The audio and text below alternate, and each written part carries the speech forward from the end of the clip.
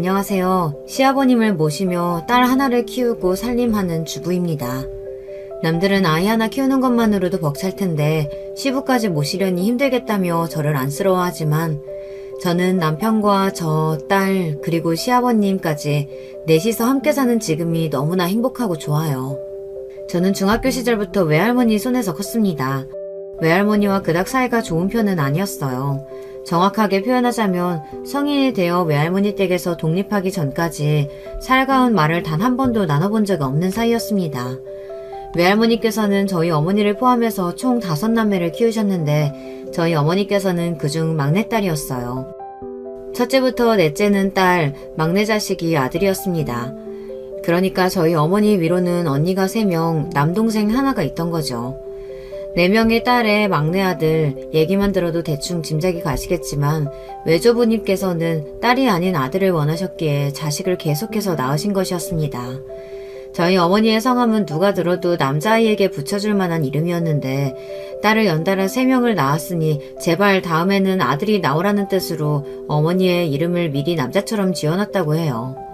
주수에 비해 배도 많이 불렀고 태동이 심해서 뱃속에 있을 때부터 외할머니 고생을 많이 시켰기에 이번에야말로 남자아이구나 생각하고 낳았는데 태어나고 보니 아들이 아니라 딸이라 온 집안 전체가 실망했고 어머니께서는 어렸을 적부터 온갖 구박이라는 구박은 다 받고 크셨다고 했습니다. 그렇지 않아도 배불리 먹기 힘든 형편에 자식만 5이니 막내딸이었던 저희 어머니께서는 항상 배가 고팠고 어떻게든 굶지 않기 위해 열심히 집안일을 돕고 농사일도 도왔지만 집안의 그 누구도 어머니를 챙겨주거나 예뻐해주지 않았다고 했어요. 괜히 방해만 된다며 잔소리를 듣거나 얻어맞기 일쑤였다고요. 매일같이 혼나고 미움만 받으니 어머니께서도 점점 더 가족들 사이에서 소외감을 느끼셨다고 합니다. 어머니와 6살 터울인 외삼촌이 태어나고 난 후 어머니께서는 집에서 완전히 없는 존재나 마찬가지였다고 해요. 큰언니는 이미 나이를 먹을 대로 먹어 공장에 가서 돈을 벌고 있었고 둘째 언니는 머리가 비상해서 공부를 잘했기에 집안의 자랑이었고 셋째 언니는 얼굴이 예뻐서 마을 어른들이 다들 셋째가 제일 예쁘네 하며 모두 입을 모아 칭찬을 했다고 합니다. 그러나 저희 어머니께서는 둘째 언니처럼 공부도 잘하지 못했고 얼굴도 평범했어요. 그렇다고 집안일이나 농사일을 똑부러지게 잘하는 것도 아니었습니다. 어디 하나 툴툴한 곳이 없었던 것이죠. 부모님을 비롯한 집안 어른들은 항상 외삼촌에게 모든 관심을 쏟았고 어린 시절 어머니께서는 가족들 사이에서 항상 본인이 겉돈다고 생각하셨다고 해요. 그렇게 17살이 되어 고등학교에 들어갈 나이가 되었을 때 어머니께서는 집을 나가 독립하겠다고 선언했습니다. 그 누구도 어머니를 붙잡지 않았고 외할머니께서는 저게 세상 쓴맛을 몰라서 저라는 거라며 나가서 어디 길바닥에서 고생 좀 하다 보면 알아서 기어 들어올 거라고 쓴소리를 하셨다고 해요. 그렇지만 외할머니의 말씀과 다르게 어머니께서는 돌아가시는 날까지 다시는 집으로 돌아가시지 않으셨습니다. 어머니께서는 집을 나와서 무작정 일자리를 찾아다녔지만 17이라는 어린 나이에 먹고 자란 게 없어 비실비실했던 어머니는 아무 곳에서도 환영받지 못했어요. 그러다가 그런 어머니를 안쓰럽게 여기신 한 식당 아주머니께서 일을 할 수 있도록 선의를 베풀어 주셨고 어머니께서는 그렇게 백반집에서 일을 시작하게 되었습니다.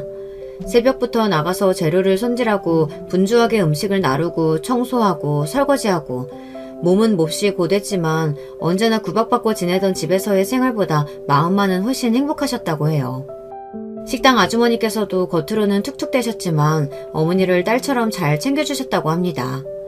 알고 보니 식당 아주머니께는 딸이 1명 있었는데 어렸을 적에 고열을 앓다가 목숨을 잃었다고 했어요.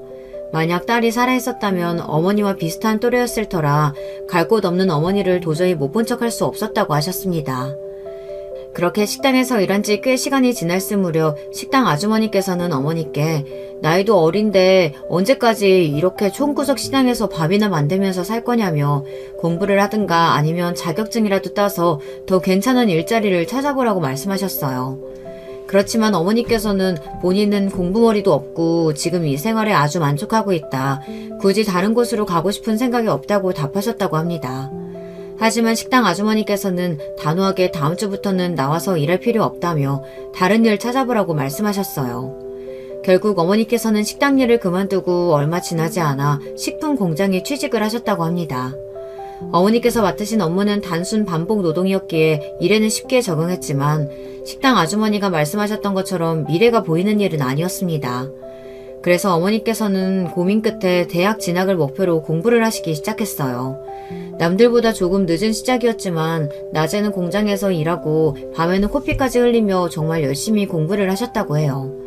물론 혼자서 공부하기 참 쉬운 일이 아니었고 그 과정에서 공장에서 만난 남자가 많은 도움을 주었다고 합니다.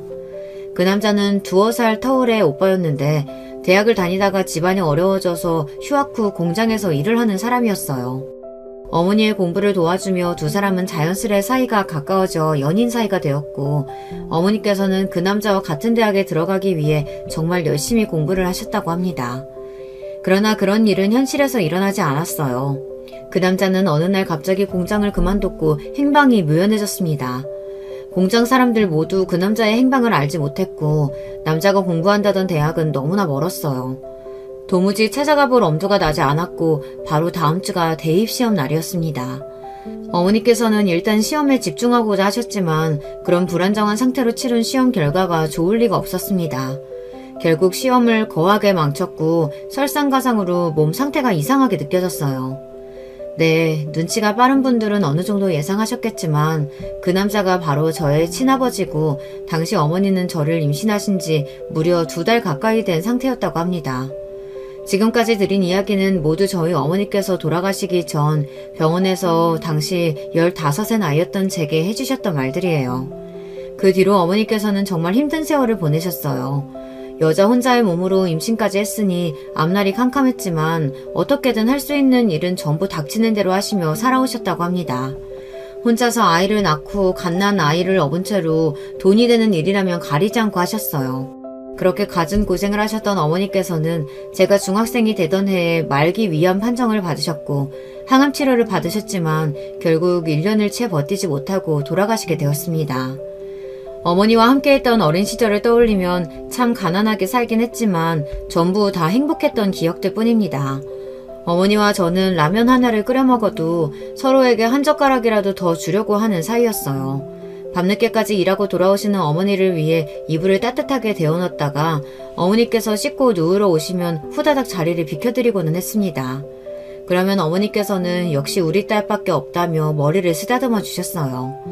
저는 어머니의 그 말을 참 좋아했습니다.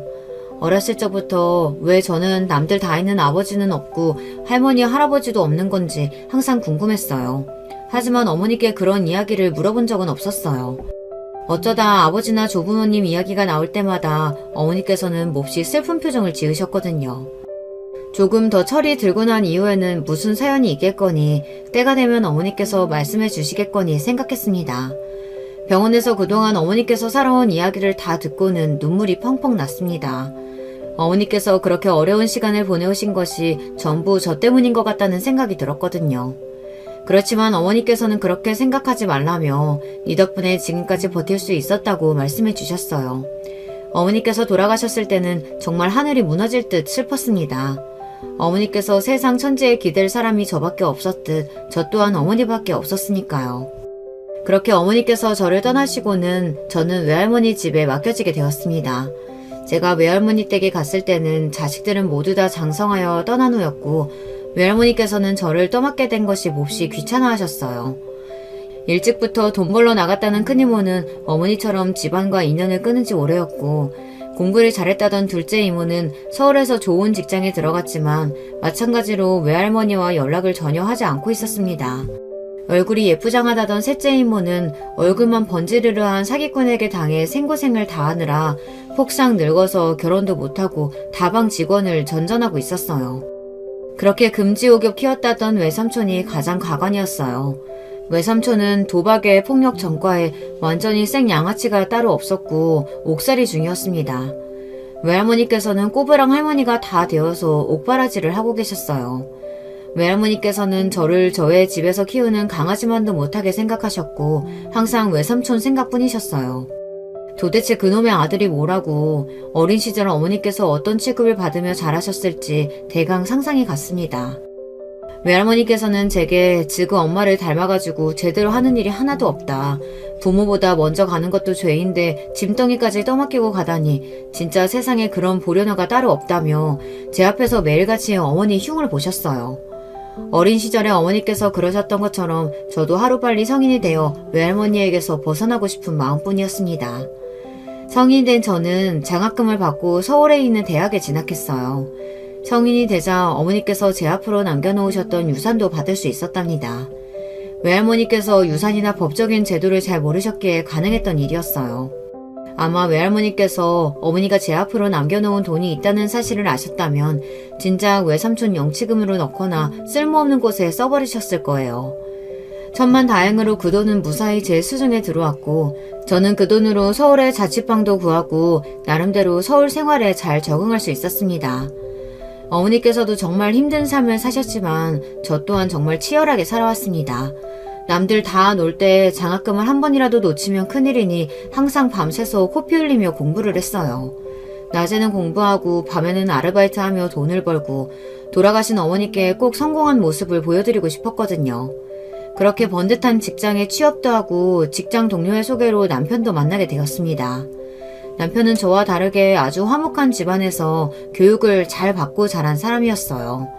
무슨 우연의 일치인지 남편은 저희 어머니와 같은 5남매 집안에서 유일한 아들이자 막내였습니다.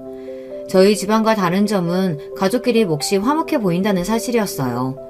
남편과 시댁 식구들은 제 집안 사정과 어려운 형편을 다 알면서도 저를 받아들여 주었고 제 상처를 보듬어 주었습니다. 시댁 식구들 모두 정말 좋은 사람들이었어요. 그때까지만 해도 그렇다고 생각했습니다. 모두가 정말 착한 사람들이라고요. 이렇게 사이좋은 가족이 세상에 다 있구나 싶을 정도였거든요. 시아버지께서는 사업을 하시는 분이었는데 성격이 좀 무뚝뚝하시기는 해도 정말 훌륭하신 분이었습니다. 제 집안 사정과 지금껏 살아온 이야기를 들으시고는 그동안 얼마나 힘이 들었냐며 그래도 이렇게 잘 살아왔으니 정말 장하다. 돌아가신 어머니께서도 하늘에서 기뻐하고 계실 거다 얘기해 주셨습니다. 그 말에 주책맞게 첫 만남 자리에서 눈물을 펑펑 흘려버렸습니다. 시누이들도 모두 좋은 남편을 만나 부유하고 넉넉한 형편에서 사는 사람들이었어요. 인성은 여유에서 나온다는 말이 있잖아요. 다들 삶이 여유로우니 정말 친절하고 좋은 사람들이었습니다.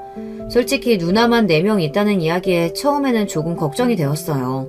하지만 걱정했던 것이 너무나 무색할 만큼 시댁 식구들을 모두 저에게 참 잘해주었어요. 이런 시댁을 만나려고 그동안 이렇게 힘들게 살아온 건가 싶을 정도였죠. 내일 점심에 시간 좀 내라. 나랑 둘이 식사 함께 하자. 그렇게 결혼 준비가 진행되고 있던 어느 날 시아버지께서 갑작스레 연락을 해오셨습니다. 남편 없이 단둘이서 만남이라니 뭔가 불안한 마음이 들었습니다. 혹시 이제 와서 마음이 바뀌신 건 아닌가. 그동안은 불쌍해서 참고 넘어갔는데 아무리 생각해도 나 같은 여자를 며느리로 맡기에는 성에 차시지 않는 건가. 이런저런 생각을 하며 불안한 마음으로 자리에 나갔는데 시아버지께서는 제 앞에 하얀 봉투를 하나 내미셨습니다. 이거 결혼 준비하는데 보태 써라. 시아버지께서는 네 경제사정 뻔히 알고 있으니 대부분 우리 쪽에서 준비하겠지만 그래도 어떻게 받기만 하고 있겠냐. 너도 자존심 좀 세우고 그래야지. 이런 말씀을 하시며 본인이 줬다 말하지 말고 결혼 준비하는데 보태 쓰라며 1,000만 원이라는 거금을 주셨습니다. 그렇지 않아도 당시 제 수중에 있던 돈은 당시 살고 있던 작은 원룸의 보증금과 아등바등 살며 저축해놓은 푼돈이 다였어요. 너무나 감사하고 죄송한 마음에 차마 고개조차 제대로 들지 못하고 있는데 시아버지께서는 본인이 결혼하실 적 이야기를 해주셨어요. 시부모님께서는 굉장히 금슬이 좋은 부부셨다고 해요. 시아버지께서는 젊은 시절 시어머니께 반해 시어머니를 졸졸 쫓아다니다가 결혼에 성공하셨다고 합니다. 당시 시어머니께서는 동네에서 소문난 부잣집 고명딸이었지만 시아버지께서는 노가다판에서 일하던 가난한 젊은이였어요. 당시 시어머니 집안에서는 시아버지를 완전히 도둑놈 취급하며 끝까지 사위로 인정해주지 않으셨고 두 분은 함께 고향을 떠나 타지에서 결혼 생활을 시작했습니다. 그 뒤로 시아버지께서는 건설 쪽으로 사업을 시작해 승승장구했고 금슬이 좋았던 두 분께서는 계속해서 자식을 낳았어요. 낳다 보니 4명이 되고 4명 연속 딸이 나오니 두 분 다 몹시 신기하셨다고 하더라고요. 시아버지께서는 이제 나이도 있고 시어머니께서 원래 몸도 약하셨던 분이라 4명이면 충분하다. 그만 낳자 말씀하셨지만 시어머니께서는 나중에 나이 들어서 당신이랑 편먹을 아들 하나는 있어야지. 딸만 있으면 당신 쓸쓸해서 안 된다. 아이를 또 가지자고 하셨고 막내는 정말 아들이 나왔다고 합니다. 그렇지만 시어머니께서는 남편을 낳으면서 진통을 몹시 오래 한 탓에 출산 후 몸이 급속도로 악화되셨고 결국 남편을 낳은 지 얼마 지나지 않아 눈을 감으셨어요. 시아버지께서는 부인을 잃은 슬픔에 처음에는 남편이 전혀 예뻐 보이지 않았다고 해요. 그렇지만 자라나는 남편을 볼 때마다 시어머니께서 당신 편이 되어줄 아들 하며 얘기하셨던 것이 자꾸 생각이 났다고 하시더라고요. 애가 엄마 없이 자라긴 했지만 누나만 4명이라 그래도 여자 비위 하나는 잘 맞추고 살 거라며 언제 이렇게 커서 결혼할 여자를 데려왔는지 모르겠다. 혹시 이 녀석이 속썩이면 언제든 바로 달려와서 일러바치라 이렇게 말씀하시는데 너무 감사한 마음뿐이었습니다. 그렇게 시댁에서 마련해주신 아파트에서 신혼생활이 시작되었고 결혼생활은 너무나 행복했어요. 서로 싸울 일이 전혀 없었고 시댁 식구들과도 몹시 사이가 좋고 화목했습니다. 그렇지만 그런 행복은 그렇게 오래가지 못했어요. 남편이 어느 날 몹시 어두운 얼굴로 제게 소식을 전해왔습니다. 시아버님께서 운영하시던 건설회사가 문을 닫을 위기라고 했어요. 저는 사업 쪽은 잘 몰랐지만 최근 건설회사들이 우후죽순 문을 닫고 있는 판국이라고 했습니다. 그래도 어느 정도 규모가 있는 회사였기에 그렇게 바람 앞에 갈대처럼 쓰러질 것이라고는 생각도 못했었는데 최근 들어 회사가 좀 위태위태하고 실적도 전 같지 않다는 이야기는 언뜻 전해 들었는데 정말 회사가 망해버릴 줄은 몰랐어요. 회사며 시댁까지 채권자들이 찾아와서 돈 물어내라고 난동을 부리고 정신없는 통에 시아버님을 잠시 저희 집에 모시게 되었습니다. 결국 시아버님께서는 회사 파산을 신청하셨고 그렇게 건설회사는 완전히 부도가 나게 되었어요. 그나마 불행 중 다행인 것은 빠르게 일처리를 한 덕에 가진 것은 모두 잃었지만 적어도 빚더미에 앉지는 않았다는 사실이었습니다. 그렇게 커다란 회사를 경영하시던 시아버님께서는 한순간에 빌터터리가 되셨어요. 건설회사 사장으로 떵떵거리며 사셨던 분이 당장 지낼 곳조차 없어지게 되었어요. 저는 당연히 큰형님께서 시아버지를 모실 것이라고 생각했습니다. 평소에 큰형님께서 돌아가신 시어머니를 대신해서 집안의 어머니 노릇을 하고 계셨고 회사도 큰 아주버님께 물려주실 듯한 분위기였거든요. 그렇지만 큰형님께서는 구구절절 본인의 사정을 가져다 대며 시아버님을 모실 수 없다 말했어요. 나머지 형님들도 마찬가지였습니다.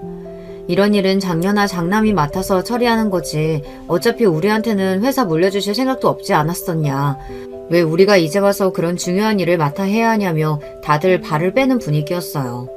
그렇게 화목해 보이던 가정이 이렇게 한순간에 무너질 수 있구나 싶었습니다. 다들 너무 매정하기 짝이 없었어요.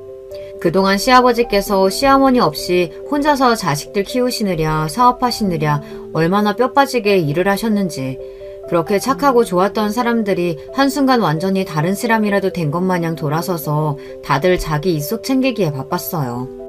결국 시아버님은 저와 남편이 모시게 되었고 남편은 제게 몹시 미안했습니다. 당시 저는 임신 중이었거든요. 안정을 취해도 모자랄 시기에 시아버님까지 모시고 살아야 했으니 여러모로 곤란하기는 했습니다. 결국 저는 다니던 회사를 아예 그만두게 되었어요. 그렇지만 저는 남편에게 어차피 우리가 살고 있는 이 집도 시아버지께서 사주신 것 아니냐, 미안해할 필요 없다. 애초에 내가 모시고 싶었었다 이야기했고 시아버지께서는 부도와 자식들의 외면을 겪고는 급속도로 건강이 안 좋아지시기 시작했습니다. 식사도 잘 못하시고 밤에 잠도 잘 못 주무시는 것 같았어요. 처음에는 마음고생을 너무 심하게 하셔서 그런가 싶어 넘겼지만 증상이 계속되길래 뭔가 이상하다 싶었습니다. 시아버지께 병원에 가보자 말씀드렸지만 시아버지께서는 그러지 않아도 본인 때문에 고생하는데 무슨 병원까지 가냐며 손사래를 치셨어요. 그러던 어느 새벽 시아버지께서는 피를 토하며 쓰러지셨고 구급차를 타고 병원에 실려가셨습니다. 검사 결과 위암 말기였어요. 세상에 어떻게 이런 운명의 장난이 있을 수가 있나 싶었습니다. 같은 병으로 돌아가신 어머니 생각에 하염없이 눈물만 흘렀어요. 그간 고통이 심하셨을 텐데 저와 남편 눈치를 보시느라 제대로 말도 못하시고 너무나 죄송하고 안쓰러운 마음이었습니다. 병원에서는 이미 암이 다른 장기에도 전이가 많이 되었고 상태가 좋지 못하다. 연세도 있으시고 오래 버티시지 못할 가능성이 크다 말했고, 그렇게 시한부 선고나 다름없는 이야기를 듣고 병원에 입원하게 되었습니다. 소식을 들은 시누이들은 모두 안타까워하긴 했지만 그 누구도 나서서 간호를 하겠다거나 간병인을 고용하겠다는 말을 하지 않았어요. 간병인 월급만 해도 달에 몇백씩 깨지는데 남편 혼자 벌어오는 돈으로 간병인을 고용하기에는 무리가 있었고, 시누이들에게 각자 조금씩 내서 모시는 게 어떻냐 얘기를 꺼내봤지만 시누이들은 다들 굳이 간병인이 있어야 하냐, 얘기를 들어보니까 곧 돌아가실 것 같던데 그냥 병원에 맡겨두고 가끔씩 찾아뵙는 걸로 충분하지 않겠냐 말했습니다. 심지어 남편까지 굳이 간병인이 있어야 하겠냐, 병원에서 알아서 잘 돌봐드리지 않겠냐, 누나들은 돈도 안 보태줄 텐데 우리 돈으로는 못한다, 그렇다고 만삭인 당신이 간병하는 것도 말이 안 되지 않냐며 저와 아이를 걱정했어요. 시누이들은 그렇다 치더라도 남편까지 그렇게 나올 줄은 정말 몰랐습니다. 다들 어려운 형편인 것도 아니면서 말기 암이라는 아버지를 위해 간병인 하나를 못 구해주나요? 자식이 5명이나 있는데 어떻게 5명 전부 다 아픈 아버지를 외면할 수가 있는 건지. 비록 저와는 피 한 방울 안 섞인 사이였지만 저는 도저히 시아버지를 이렇게 보낼 수가 없었습니다. 결국 저는 시댁 식구들에게 제가 나서서 간병을 하겠다 말했고, 시누이들은 꼭 그렇게까지 해야겠냐며 조금 불편한 티를 내긴 했지만 그래도 조금은 고마워하는 눈치였어요. 남편은 끝까지 반대했지만 저는 그런 남편에게 당신 정말 자식된 도리로서 그러는 거 아니다, 당신 말대로 아버님께서 곧 돌아가신다고 하면 그럴수록 더 지극정성으로 모셔야 하는 것 아니냐, 막말로 아버님 회사가 부도가 나지 않았으면 이렇게까지 외면했을 거냐며 언성을 높였고, 결국 남편도 고집을 꺾게 되었습니다. 시아버님께서는 점점 병색이 짙어지셨고 밤에 잠도 잘 못 주무시고 독한 항암 치료에 몹시 힘들어하셨어요. 죽음을 목전 앞에 두니 인생에 대한 회의감도 많이 느끼시는 것 같았습니다. 저는 만삭의 몸으로 아이가 태어나기 일주일 전까지 24시간 병원에서 먹고 자며 시아버지를 간호했어요. 심지어 아이를 낳으러 갈 때마저도 저보다 시아버지가 더 걱정이었습니다. 혹여나 제가 아이를 낳고 오는 사이 잘못되실까봐요. 출산 후 몸조리를 제대로 하기도 전에 병원으로 돌아왔고 갓난아이를 업고 시아버지를 간병했습니다. 아이가 밤낮으로 울어다는 통에 병실 사람들에게 민폐를 끼칠까봐 아이가 울면 데리고 나갔다가 왔다 갔다 하면서 간병을 했고, 남편이 퇴근하고 돌아오면 남편한테 아이를 맡겨놓고 간병에만 집중했어요. 저도 힘들었지만 남편도 정말 힘든 시간이었을 겁니다. 하루 종일 밖에서 일하고 집에 와서는 밤새 혼자 아이를 돌봐야 하니 스트레스도 심하게 받고 몹시 고대했어요. 당연히 아이도 자주 환경이 바뀌고 부모와 붙어있을 수 없으니 좋은 환경은 아니었겠죠. 생후 100일까지는 외출도 삼가라고 하는데 매일같이 병원에서 집을 들락날락했고 시아버님을 신경 쓰느라 아이를 잘 돌보지도 못했으니까요. 이런 저의 사정을 딱하게 여기신 병실 아주머니들과 할머니들이 번갈아 가며 아이를 돌봐주시기도 했어요. 애기 엄마가 친딸도 아니고 며느리라는데 이렇게 지극정성으로 간병을 다 하냐면서 요즘 같은 시대에 이런 며느리가 어딨냐며 신기해 하셨어요.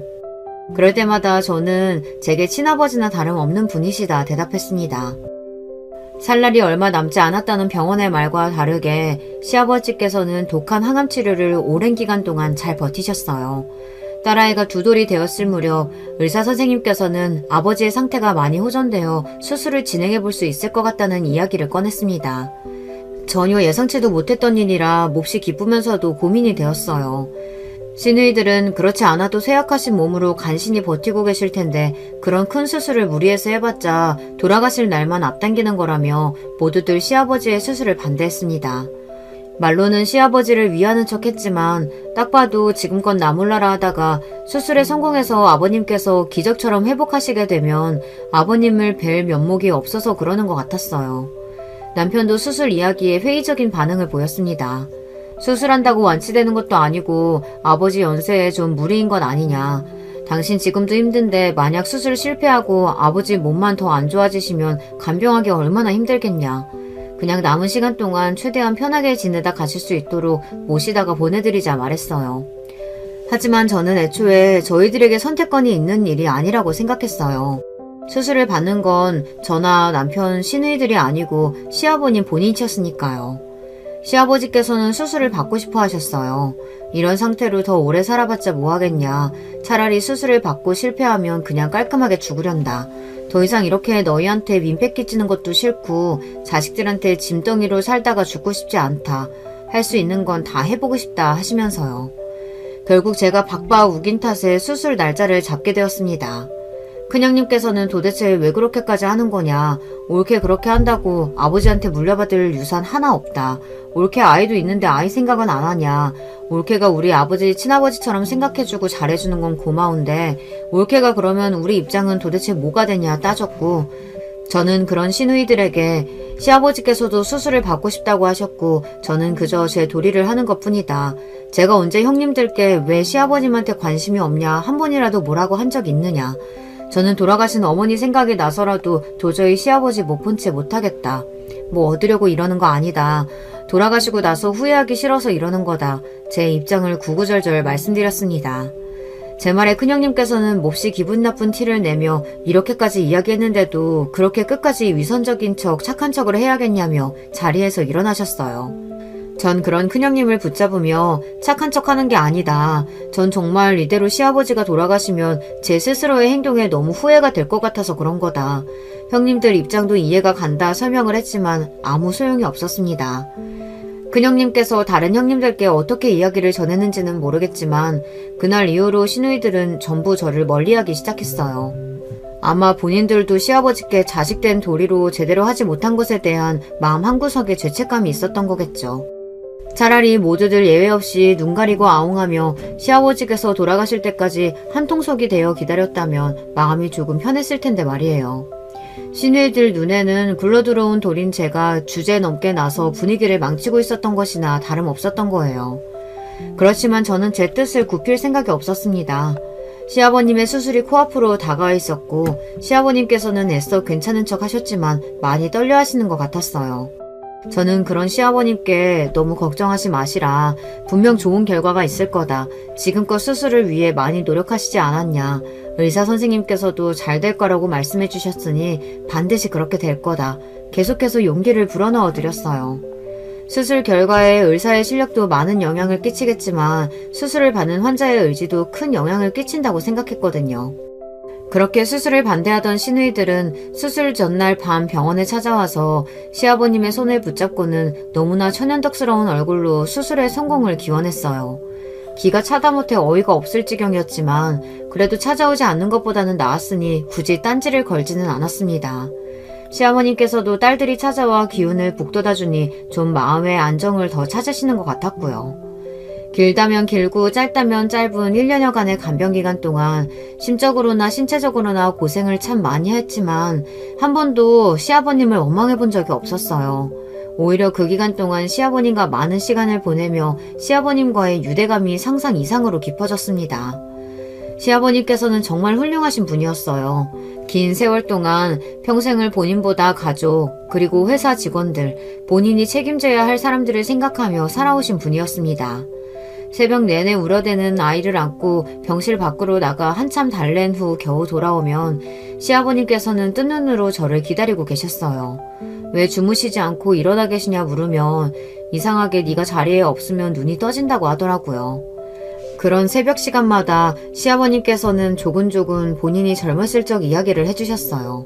처음 회사를 열었을 때 이야기, 첫 계약을 따냈을 때의 이야기, 시어머님과 있었던 즐거운 추억들과 남편이 어렸을 적 사고를 쳤던 이야기들. 그러다가 시아버님께서 갑작스레 고통을 호소하시면 급하게 일어나 간호사를 불러오기도 했고 시아버님이 진통제를 맞고 겨우 잠에 드시면 그 앞에서 소리 죽여 울기도 했습니다. 시아버님께서 제게 해주셨던 이야기 중 가장 기억에 남는 이야기는 시아버님의 친구분과 관련된 사연이었어요. 시아버님께서는 어렸을 적부터 동고동락하며 아주 가까이 지냈던 친후분이 한 분 계셨는데 시아버님께서 건설회사를 처음 열 때 도움을 많이 받으셨다고 해요. 서로 어려운 일이 생기면 본인의 일처럼 나서서 돕고 지내던 사이였는데 어느 날 친구분이 큰 어려움에 처하게 되어 시아버님께 거액의 돈을 빚지게 되었다고 합니다. 시아버님께서는 차용증조차 써주지 않고 돈을 흔쾌히 빌려주셨다고 해요. 그만큼 신뢰가 있는 사이였고 설령 돈을 돌려받지 못하더라도 괜찮았다고 생각하셨다고 합니다. 그렇게 돈을 빌려주고 얼마 지나지 않아 그 친구분은 거짓말처럼 행방이 모연해졌다고 해요. 시아버님께서는 돈을 잃었다는 슬픔보다 가족같이 여기던 친구 한 명을 돈 때문에 잃었다는 사실이 몹시 가슴이 아프셨다고 하셨어요. 이렇게 생사의 기로에 놓여 언제 죽을지 모르는 처지가 되니 요즘 들어 그 친구가 더 자주 생각이 난다면서 돈을 갚지 않아도 좋으니 어떻게 지내는지 살아는 있는지 소식이라도 알고 싶다고 말씀하셨어요. 수술은 장장 12시간에 걸친 대수술이었고 윗뿐만 아니라 주변 장기에도 전이가 심했기에 당초 예상했던 8시간보다 무려 4시간의 수술 시간이 초과되었습니다. 수술실 앞에서 시아버님을 기다리는데 1분 1초가 1시간같이 느껴졌어요. 혹시나 수술이 잘못되어 생명이 위독해지신 걸까? 이대로 시아버님이 돌아가시면 어떡하지? 울음이 쏟아졌다가 진정됐다가 수도 없이 반복하며 시아버지께서 무사히 수술을 마치고 나오시기만을 기다렸습니다. 수술이 끝난 후 의사선생님께서는 보통 고연령의 환자는 이런 장시간 수술을 버티는 것도 힘든데 이런 경우는 정말 드물다며 징후를 조금 더 지켜봐야겠지만 결과가 몹시 성공적이라는 기쁜 소식을 전해주셨습니다. 정말 날아갔들 기뻤어요. 기적과도 다름없는 일이었습니다. 바로 남편에게 전화를 걸어 수술이 성공적으로 끝났다는 소식을 전했고 남편은 몹시 놀란 목소리였어요. 솔직히 말하자면 저 빼고 모든 시댁 식구들은 이 수술에 아무런 기대를 갖고 있지 않았었거든요. 수술이 성공적으로 끝났다는 소식에 시누이들은 분주해졌어요. 알고 보니 자기들끼리 이야기를 해서 시아버님 장례식장도 정해놓은 상태였더라고요. 시아버님께서 돌아가신 후에 계획을 다 세워놨는데 시아버님께서 돌아가시기는커녕 퇴원을 하시게 생겼으니 본인들 계획에 차질이 생기게 된 거죠.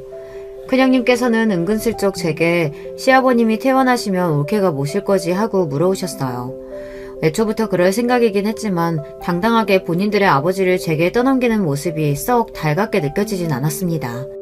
게다가 큰형님께서는 시아버지 수술 이전에 저에게 착한 척 위선 떨지 말라는 말까지 하셨으니 당연하게 제가 시아버님을 모실 거라고 생각하는 것도 아니 꼽더라고요. 어찌되었든 시누이들은 깨어나신 시아버님 앞에서 가식적인 얼굴로 눈물을 쏟아냈어요. 물론 본인들의 친아버지가 건강을 회복하니 진짜 눈물이 났을 수도 있었겠죠. 지난 시간 동안 병든 시아버님을 나몰라라 하고 죽음으로 몰아넣었다고 하더라고요. 시아버님께서는 빠르게 몸을 회복하셨고 완치되지는 않았지만 이전과는 비교도 안 될 정도로 건강이 좋아졌습니다. 남편은 그런 시아버님을 보며 아버님이 저렇게 회복하실 수 있었던 것은 모두 다 제 덕이라며 본인이 잘못 생각했던 것 같다 제게 사과를 해왔어요. 당신 덕에 세상에 정말 기적이라는 게 존재한다는 걸 알게 된 것 같아. 당신하고 결혼한 건 내 인생에서 가장 잘한 선택이야. 당신이 처음 간병을 도맡아 하겠다고 했을 때 아버지 수술을 고집부려서 밀어붙였을 때 솔직히 당신이 조금 원망스럽기도 했어. 도대체 왜 저렇게까지 하나 싶었거든. 당신도 정말 고생 많이 했지만 나도 고생 많이 했잖아. 당신이 아버지한테 매달려 있는 시간만큼 내가 다른 일들을 도맡아야 했으니까. 그렇지만 만약 아버지가 그대로 돌아가셨으면 나 정말 후회 많이 했을 것 같아. 현실에 지쳐서 잠깐 정신이 나갔던 거지. 어떻게 낳아주시고 길러주신 아버지께 그렇게 매몰차게 굴 수가 있었던 건지. 그러면서 남편은 시아버님께서 제게 아무리 잘해주셨다고 한들 어떻게 그렇게 긴 기간 동안 친딸들보다 더 지극정성으로 아버님을 모실 수 있었냐며 앞으로 평생 당신이 한 고생을 잊지 않고 다 보답하며 살겠다고 말해주었어요. 보상을 받고자 했던 말은 아니었지만 남편의 그 말에 그간 했던 고생들과 조금씩 쌓여있던 불만들이 눈녹듯 사라지는 기분이었습니다. 시아버님께서는 얼마 지나지 않아 퇴원을 하시게 되었어요. 당초 예정되었던 대로 저와 남편이 시아버님을 모시게 되었어요. 그 과정에서 시아버님께서는 다른 자식들에 대한 이야기를 한 번도 먼저 꺼내시지 않았습니다. 저희 또한 괜히 시아버님을 속상하게 만들까 시누이들에 대한 이야기를 꺼내지 않았고요. 아가, 할 말 있으니 여기 앉아봐라. 그렇게 시아버님과 함께 지낸 지 정확히 일주일째가 되었던 날이었습니다. 그날은 시아버님께서 오랜만에 외출을 하고 돌아오신 날이었어요. 시아버님께서는 제 앞에 서류 봉투 하나를 내미셨습니다. 이게 무엇이냐 여쭤보니 열어보라고 하시더라고요. 서류 봉투 안에는 통장 하나와 인감도장 그리고 인감증명서가 들어있었어요. 통장 안에는 무려 50억이라는 현실감 없는 금액이 들어있었습니다. 비밀번호는 네 남편 생일이다. 마음대로 사용해라. 그동안 고생 많았다. 아버님, 이런 큰 돈이 어디서... 저 이런 거 못 받아요. 돈 받으려고 한 거 아니에요. 너 주려고 받아온 거야. 잔말 말고 가져가 써라. 네? 절 주려고 받아오셨다니 그게 무슨 말씀이세요? 알고 보니 시아버지께서 그날 만나셨던 친구분은 바로 예전에 제게 말씀해 주셨던 이야기 속 친구분이었습니다. 시아버지께서 수술을 앞두고 계시던 어느 날 제가 잠시 자리를 비운 사이 친구분이 시아버님을 찾아오셨던 것이었어요. 당시 빚쟁이들에게 쫓기던 친구분께서는 어쩔 수 없이 주변의 모든 사람들과 연을 끊고 외국으로 떠났고 시아버님께서 빌려주셨던 돈으로 사업을 다시 시작해 대성하셨던 것입니다. 그러나 오랜 친구에게 아무 말 없이 연락을 끊고 도망쳤다는 죄책감에 성공한 후에도 시아버님께 다시 선뜻 연락을 할 수가 없었다고 해요. 그렇게 평생 시아버님과의 일을 마음의 짐처럼 여기며 살아오시다 시아버님의 회사가 부도났다는 소식을 듣고는 한국으로 돌아와 행방을 찾아다니셨다고 합니다. 그렇게 시아버님께서 입원하신 병원을 찾게 되었고 두 분은 30여 년 만에 만나 그간의 회포를 풀게 되었던 것이었어요. 시아버님께서는 이제라도 소식을 알고 얼굴을 봤으니 되었다며 예전에 빌려줬던 돈은 이미 내 손을 떠난 지 오래라고 생각한다. 목숨이 왔다 갔다 하는 마당에 돈이 무슨 소용이냐. 돌려줄 필요 없다. 거절을 하셨다고 해요. 그러나 수술이 대성공으로 끝나고 난 후에 우연히 보게 된 제 손등이 처음 시집왔을 때와 다르게 자글자글 주름으로 가득 차 있었고 그 모습을 보고는 참 많은 생각이 드셨다고 해요. 그렇게 시아버님께서는 퇴원 후 일주일간 고민을 하시다 결국 친구분께 다시 연락을 해 돈을 받아오셨다고 합니다. 내 친구가 이제라도 다시 내 앞에 나타난 게 다 하늘의 뜻인 것 같다. 그동안 고생한 너한테 뭐라도 지어줄 수 있도록. 이렇게라도 해야 내가 남은 시간 동안 너를 볼 낯이 생기지 않겠냐. 저는 끝까지 돈을 거절하며 보상을 바라고 한 행동이 아니었다. 아버님께서 이렇게 건강하게 태어나신 것만으로도 충분하다 말씀드렸지만 시아버님께서는 기어코 제 손에 통장을 쥐어주셨습니다. 혹시 내서 말인데 네 시누이들한테는 말할 필요 없다. 처음부터 네 돈이라 생각하고 받아온 거니 나 죽기 전까지 알아서 네가 다 쓰도록 해라.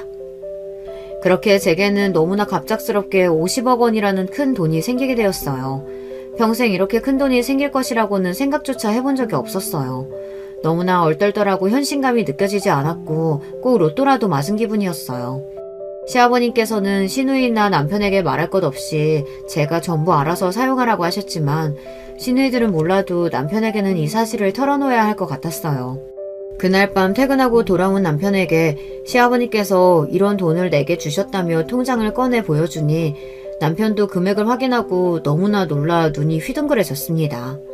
남편은 제게 이 돈은 그동안 당신이 고생한 값이지 않냐며 아버지 말씀대로 누나들한테는 굳이 말할 필요 없이 당신 마음대로 사용해라 말해주었고 저는 몇 날 며칠을 그 돈을 들고 고민하기 시작했어요. 처음에는 시아버님께 좋은 집을 하나 얻어드리고 돌봐드릴 전문 간호인을 구해 여생 동안 편하게 지내다 가실 수 있도록 해드리려 했지만 시아버님께서 그런 것을 바라시고 저한테 돈을 주신 것은 아닐 거라는 생각이 들었습니다. 오히려 돌아가시는 날까지 저희 곁에서 극진히 모시며 함께 시간을 보내는 편이 좋을 것이라고 생각했어요. 평생 여윳돈이 생겨본 적이 없었고 남편이나 저나 사채를 부리는 성격도 아니다 보니 돈은 있는데 도대체 어디다 써야 할지 모르겠더라고요.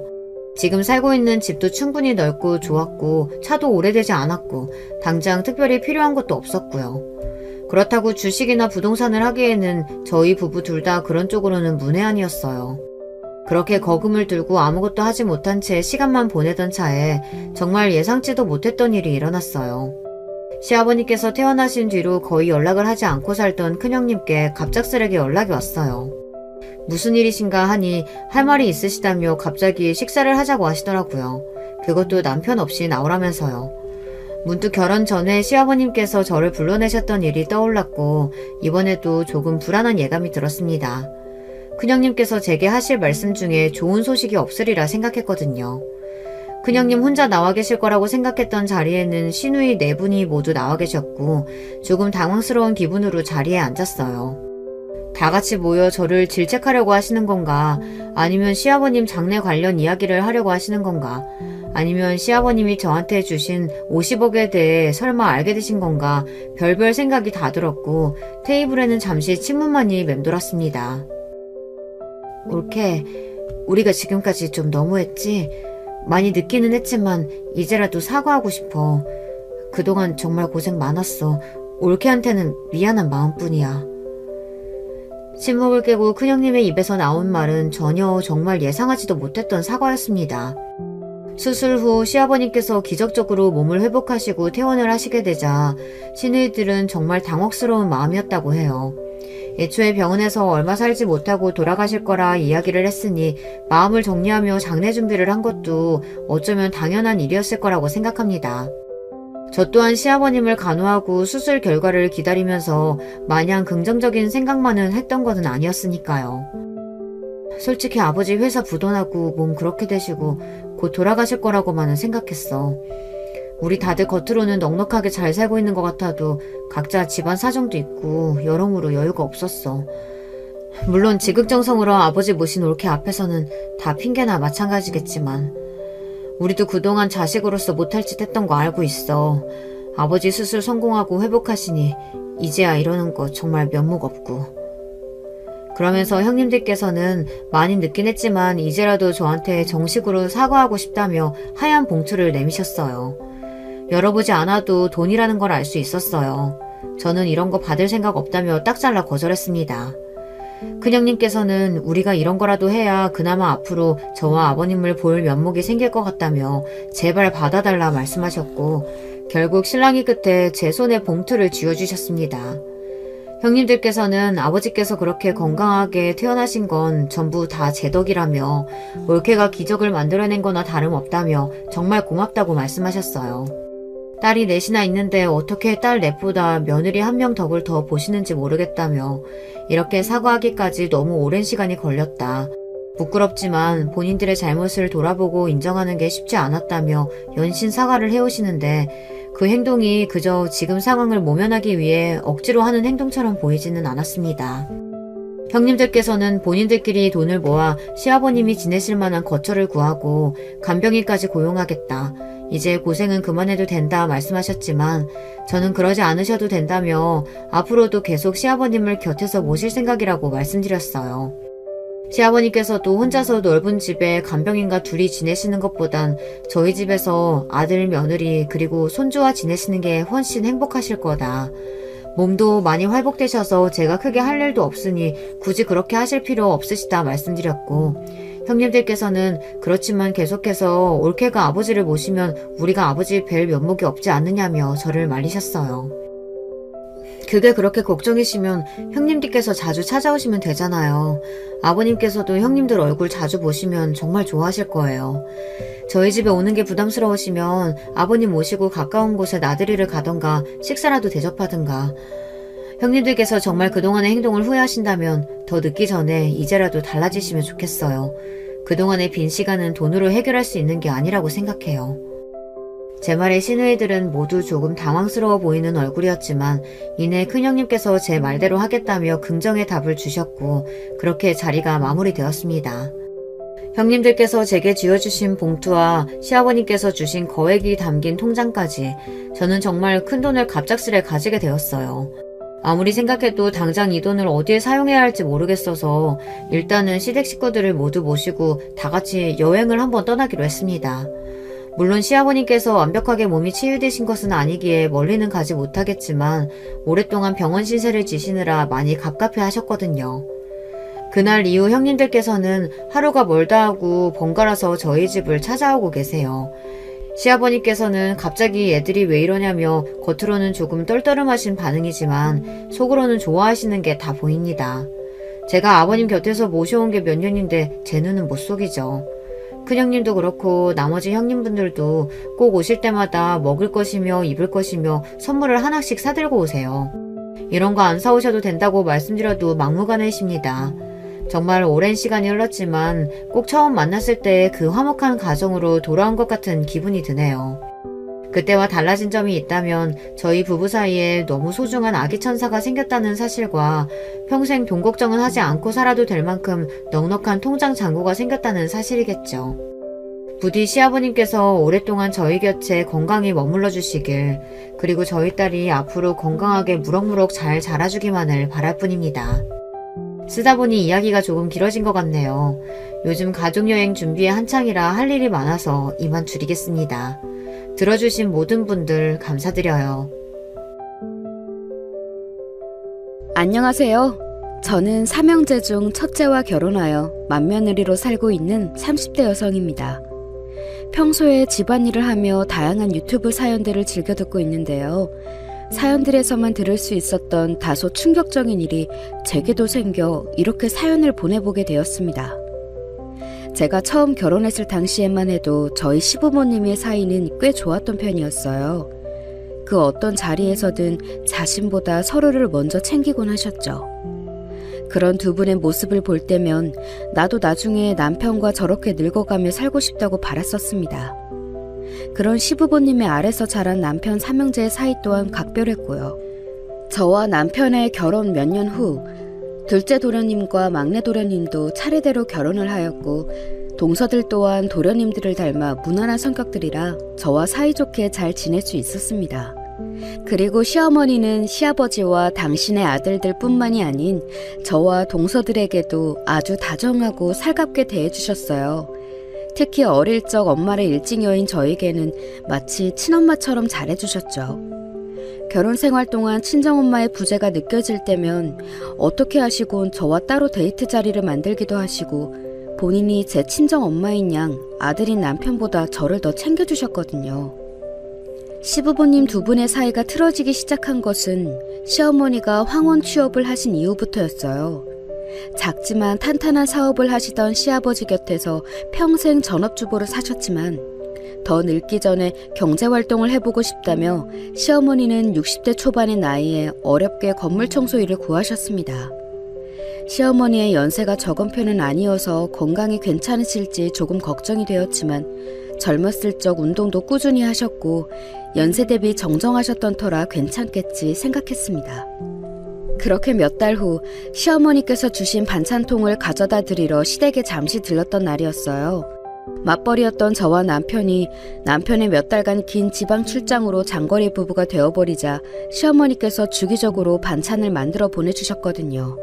비록 제가 회사에 있는 시간에 주로 오셔서 아이들만 시어머니 얼굴을 뵀을 뿐 저와는 마주치지 못했지만요. 그날도 시어머니는 일하러 나가셨을 테니 오늘도 얼굴 뵙기는 글렀을 거라 생각하며 아쉬워하던 참이었습니다. 어머마, 연락도 없이 어쩐 일이냐? 아니 어머님, 오늘은 일 안 나가셨어요? 그런데 저를 맞아주신 빈집이 아닌 시어머니였습니다. 시어머니는 청소 중이셨던 듯 빗자루와 쓰레받기를 들고 계셨어요. 그런데 왜인지 평소와 다르게 시어머니는 조금 당황한 듯한 기색을 내비치셨습니다. 마치 얼굴을 보이지 않으려는 듯 한쪽 얼굴을 급하게 손으로 가리셨어요. 몸이 좀 안 좋아서 하루 쉰다고 했다. 미안하지만 민수 엄맘 너도 오늘은 일찍 돌아가다오. 어디가 편찮으신데요? 얼굴은 왜 가리시고. 아니 어머님, 이게 무슨 일이에요? 자꾸만 몸을 틀어 얼굴을 가리시는 시어머니의 행동이 이상해서 저는 계속해서 추궁했습니다. 그렇게 실랑이를 하던 중 얼굴을 가린 시어머니의 손을 획 잡아채 들어보니 아니 글쎄 시어머니의 눈에 시퍼런 멍이 들어있는 게 아니겠어요? 누구한테 맞으셨어요? 그 직장에서 이런 거예요? 도대체 누가? 아니다. 그냥 내가 일하다가 벽에 좀 부딪혔어. 나이가 드니 조심성만 더 없어져서. 별일 아니니 신경 쓰지 말거라. 누구한테 맞은 거냐며 채근하는 저에게 시어머니는 손사래를 치며 부정하셨습니다. 그때였어요. 시어머니의 어깨 너머로 거실 안쪽에 놔둔 깨진 소주병이 보였어요. 깨진 병 말고도 소주병 몇 개가 바닥에 더 뒹굴고 있었고 TV 앞 탁자 위에는 엎어진 접시와 말라붙은 과일 조각들이 방치되어 있었습니다. 저는 머리가 새하얘지는 기분이었습니다. 설마 아버님이 이러신 거예요, 어머님? 두 분 싸우셨어요? 아니다, 아니야. 시어머니는 거세게 고개를 저으며 아니라고 말씀하셨어요. 하지만 제 눈을 마주치지 못하고 피하시는 시어머니의 시선과 엉망인 집, 눈앞의 광경은 아무리 봐도 시어머니가 시아버지에게 해코지를 당했다는 생각밖에 들지 않았습니다. 시아버지는 평소에는 점잖은 성격이셨지만 술을 드시면 조금 과격해지는 주사가 있으셨어요. 그게 물리적인 난폭한 행동이나 욕설처럼 가학적인 말로 표출된 적은 없어 가족들은 그저 술을 많이 드시면 흥분하는 성격이거니 하고 생각했는데 시어머니 얼굴을 보니 사태가 심각해 보였습니다. 어머님, 이건 무작정 아니라고 하실 일이 아닌 것 같아요. 민수 아빠에게 말해야겠어요. 아니다, 어버마. 그러지 말거라. 부탁이다. 이 감목 며칠이면 가라앉는데 굳이 아범 속 시끄럽게 할 일 없다. 시어머니는 오히려 흥분한 저를 말리셨습니다. 하지만 시어머니의 말에 저는 머리를 한 대 더 맞은 것 같았습니다. 며칠이면 가라앉는다니 너무 익숙한 듯한 말투였어요. 그건 시아버지의 행동이 하루 이틀이 된 것이 아니란 소리 아닌가요? 시어머니께서 자식들에게 말도 못하고 고통을 당하고 있었다고 생각하니 정말이지 눈물이 왈칵 차올랐습니다. 평소 바쁘다는 핑계로 시댁에 자주 왕래하지 못한 제가 원망스럽고 시어머니의 사정을 눈치채지 못했다는 사실에 정말이지 홍수 같은 죄책감이 밀려왔어요. 어머님, 일단 저희 집으로 가요. 당분간 저희 집에서 지내시는 게 어때요? 저는 주책 없게도 눈물을 뚝뚝 떨구며 시어머니에게 이 집에서 나오시라 말했습니다. 그러자 시어머니는 고개를 나지막이 가로저으며 나는 괜찮다. 이런 모습을 보여 괜히 어멈 네 마음을 시끄럽게 만들었구나. 미안하다.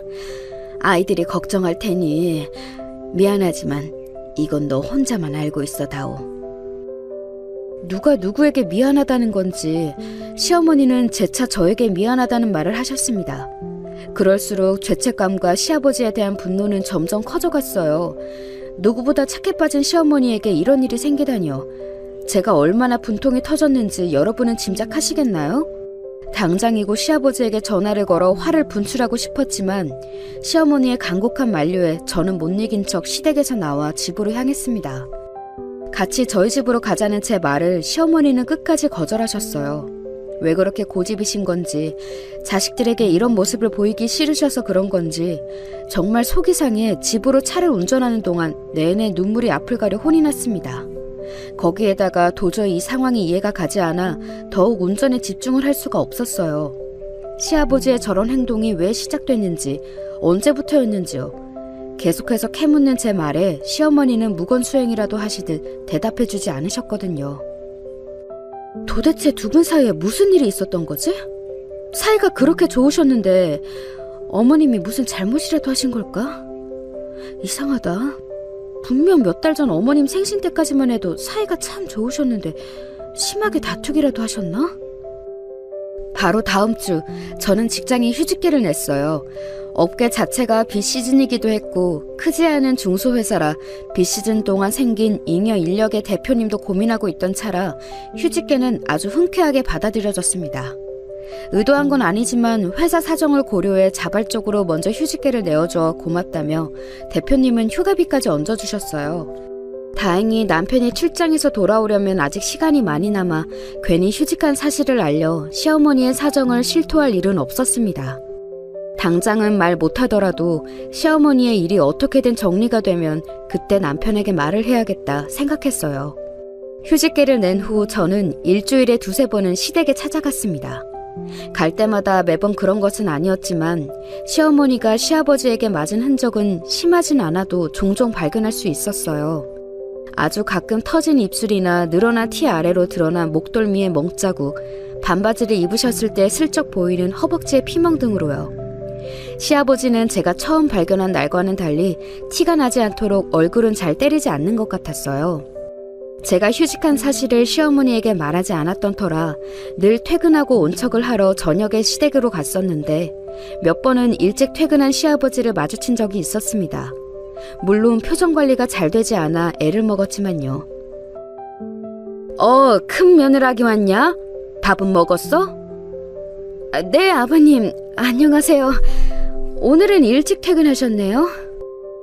제가 시어머니에 대한 사실을 아는 걸 전혀 모르는 눈치였어요.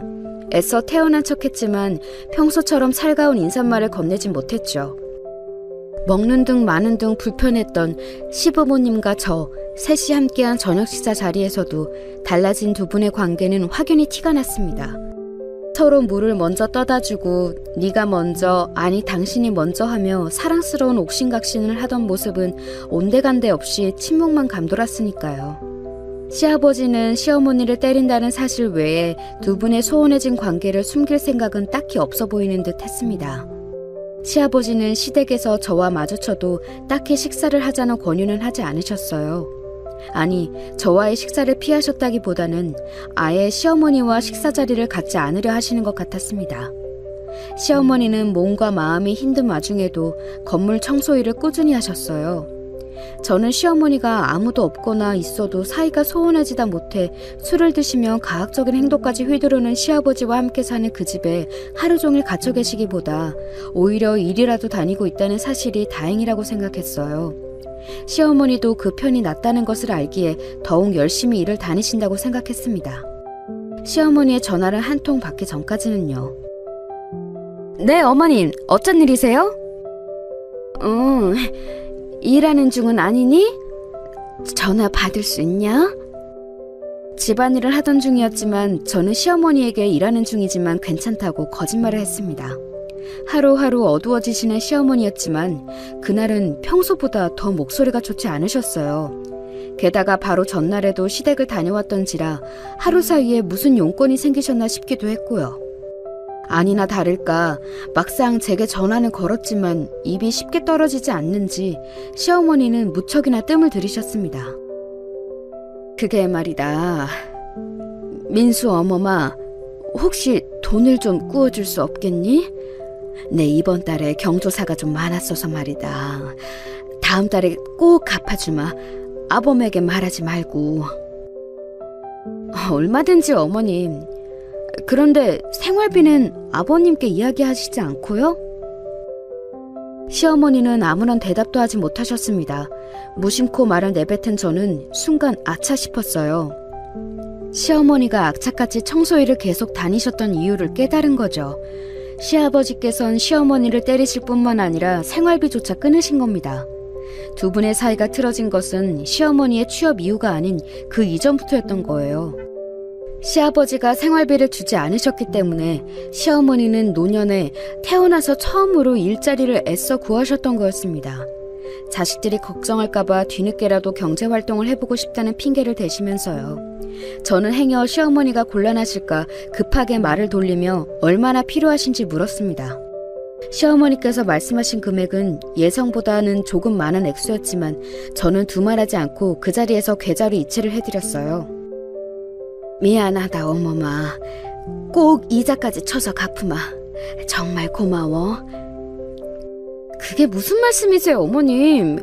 그렇게 말씀하시면 너무 서운해요. 엄마랑 딸 사이인데요. 정 부담스러우시면 그동안 해주신 반찬값이라고 생각해주세요. 꼭이요. 뭐가 자꾸 미안하고 고맙다는 건지 시어머니는 자꾸만 저를 울컥하게 만들었습니다. 그리고 시어머니가 걱정되어 그날 저녁도 시댁에 찾아갔는데 정말 머리끝까지 화가 치밀어 오르더군요.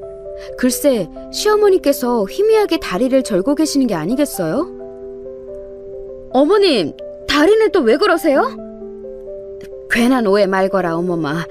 청소하다 계단에서 살짝 넘어져서 그래. 거짓말하지 마세요. 제가 그동안 몰라서 참고 있는 줄 아세요? 아이, 얼마나 심하게 때렸으면 다리까지 저시는 거예요. 아이, 속상해서 정말. 괜찮다. 나는 괜찮아. 괜찮기는 뭐가 괜찮아요. 안 되겠어요. 역시 민수 아빠에게 말을 해서 우선 어머님하고 아버님을 떼어놓아야겠어요. 저희 집으로 같이 가요 어머님. 제발요. 저는 시어머니에게 빌다시피 애원했습니다. 그렇게 맞으면서도 왜 자꾸 이 집에 계시겠다는 건지 정말 이해할 수가 없었어요. 평생을 시아버지 곁에서 순종적으로 사셔서 시아버지 곁을 떠날 엄두가 나지 않으셨던 걸까요? 지난번과 마찬가지로 시어머니는 한사코 거절하셨습니다. 남편에게도 말하지 말아달라는 부탁과 함께요. 아버님이 생활비도 안 주시는 거죠. 어머님 드시는 게 저게 뭐예요? 저희 집에 가면 제가 밥도 다 차려드릴게요. 저 휴직해서 시간도 많아요. 민수도 어머님 오시면 정말 좋아할 거예요. 시어머니가 혼자 때우시는 끼니는 매번 흰죽이나 흰밥에 김치, 김이었습니다. 소화가 안 되고 입맛이 없으셔서 그러나 보다 했었는데 어제 시어머니의 전화 내용과 오늘 식탁 위에 차려진 흰죽을 보니 생활비를 아끼시려고 하는 것이 분명해 보였습니다. 혹여 직장 다니는 제가 힘들까 오지 않으시려 하는 걸까봐 저는 그동안 숨겨온 휴직 사실까지 실토했어요. 하지만 시어머니의 태도는 요지부동이었습니다. 시어머니와의 실랑이 끝에 두 손 두 발 닫은 저는 무슨 일이 생기면 반드시 연락하라는 말을 시어머니에게 신신당부하며 못 이긴 척 시댁을 나섰습니다. 하지만 이대로 있을 수는 없었어요. 저는 집에 돌아간 즉시 아들인 민수가 듣지 못하게 안방으로 들어가 동서들에게 전화를 했어요. 내일 시간이 되면 서방님들 몰래 저녁에 잠시들 만나자고요. 평소와 다른 제 목소리에 두 동서는 두말없이 알았다고 대답했습니다. 그렇게 다음날 저녁 우리는 시댁 근처의 한 카페에 모였어요. 형님, 갑자기 무슨 일이세요? 그러게요. 대뜸 모이자고 하셔서 놀랐어요. 그것도 남편과 아주버님들께 비밀로 해달라고 하셔서요. 그게 말이지, 나 사실 요새 휴직하고 시댁에 자주 왕래하고 있어. 어머님 찾아뵙느라고. 예? 휴직이요? 어머니께 무슨 일 있으세요? 저희한테는 아무 말씀 없으셨는데 큰일이라도 난 거예요? 제가 추궁할 때 쉽게 대답하지 못했던 시어머니의 마음이 이랬던 것일까요? 단단히 마음을 먹고 동서들을 불렀건만 입술이 쉽사리 떨어지지 않았습니다. 막상 말하려니 흡사 참담한 마음이 들기까지 했어요. 평화로운 우리 가족에게 균열이 가고 있다고 실토해하는 일이니까요. 저는 처음 시어머니 얼굴에서 발견한 푸른 멍, 몸 곳곳의 피멍들, 그리고 절뚝이며 청소일을 하셨을 시어머니의 모습까지 머릿속에 떠올렸습니다. 침을 꼴깍 삼키곤 천천히 그동안 시댁에서 보고 들은 내용들을 동서들에게 말해줬어요. 그런 끔찍한 일이... 형님, 믿어지지가 않아요. 그 아버님이 그렇게 사이가 좋으셨던 어머님을요? 정말이에요? 잘 믿을 수 없는 일인 거 나도 알아. 나도 내 눈으로 봤을 때 두 눈을 의심했어. 심지어 아버님이 어머님에게 생활비조차 주지 않으시는지 어제 나한테 돈까지 빌려달라고 하시더라고. 속상해서 혼났다니까. 예상했던 대로 동서들은 경악을 금치 못했습니다. 그도 그럴 것이 동서들 또한 휴직하기 전에 저처럼 일이 너무 바빴고 심지어 아이들이 아직 어린 터라 몇 달간 시댁에 왕래하지 못했었거든요. 그리고 찾아뵌다고 말한들 시어머니가 굳고 말리셨다고 합니다. 어쩐지 저희가 시간 내서 찾아가려고 해도 어머님이 한사코 됐다고 하시더라고요. 일하느라 어머님이 너무 피곤하시다면서 너희도 힘들 테니 명절이나 되면 보자고요. 저희에게도 똑같이 말씀하셨어요. 그래도 찾아뵀어야 되는데 저희가 너무 무신경했네요. 죄송스러워서 어떡해요. 마음 약한 둘째 동서는 눈물을 글썽이기까지 했습니다. 첫째 동서는 눈물을 보이지는 않았지만 두 동서 모두 저처럼 평소 자주 찾아뵙지 못한 죄송스러운 마음에 마음이 무거워 보였어요. 우리 셋은 머리를 맞대고 이 상황을 어떻게 해결해야 하는지, 두 분의 사이가 소원해진 것이 무엇 때문인지 추측해보기 시작했습니다. 혹시 아버님 사업에 문제가 생기신 건 아닐까요? 그래서 속상한 마음에 몇 개월 동안 술을 많이 드셨다든지. 그렇진 않았어. 저번 달엔 인터넷에 기사도 났던걸? 동종업계 작은 계열사 하나를 인수했다고 말이야. 활짝 우는 아버님 사진도 같이. 그리고 혹여 속상한 일이 있으셨다고 해도 어머님을 때린다는 건 그 어떤 상황에서도 용납이 안 되는 일이에요. 그것도 그렇지. 시어머니를 억지로 끌어내 우리 집으로 모셔오자든지 돌아가면서 하루 종일 어머님 곁에 붙어 있자든지 등 여러 가지 의견이 나왔지만 뚜렷한 해결책은 보이지 않던 때였습니다. 어머, 저기 아버님 아니에요? 제 맞은편에 앉아있던 동서가 제 어깨 너머를 손가락으로 가리켰어요. 저와 첫째 동서는 고개를 돌려 뒤를 돌아봤습니다. 카페 문으로 시아버지가 막 들어오려던 참이었어요. 혼자가 아닌 웬 머리 긴 중년 여자의 어깨에 손을 올린 채로요. 형님, 아버님이 바람이 나셨나 봐요. 쉿, 다들 조용히 하고 고개 숙여. 너무 놀란 첫째 동서는 말까지 더듬었습니다. 저는 저도 모르게 목소리를 낮추며 동서들에게 숨으라고 손짓했어요. 왠지 시아버지가 우리를 보면 안 될 것만 같았습니다. 그리고 제 예상은 적중했어요. 시아버지와 낯선 여자는 음료 2잔을 들고 숨어있는 우리를 지나쳐 2자리 뒤에 자리를 잡았습니다. 고개를 흘끗 들어 몰래 훔쳐보니 여자는 시아버지의 품에 폭 안긴 채 허리를 껴안고 거의 기대다시피 나란히 앉아 있었습니다. 넓은 공간치고 카페가 시끄럽지는 않았던 터라 두 사람의 이야기는 바로 옆에서 말하듯 선명하게 귓속으로 흘러들어왔어요.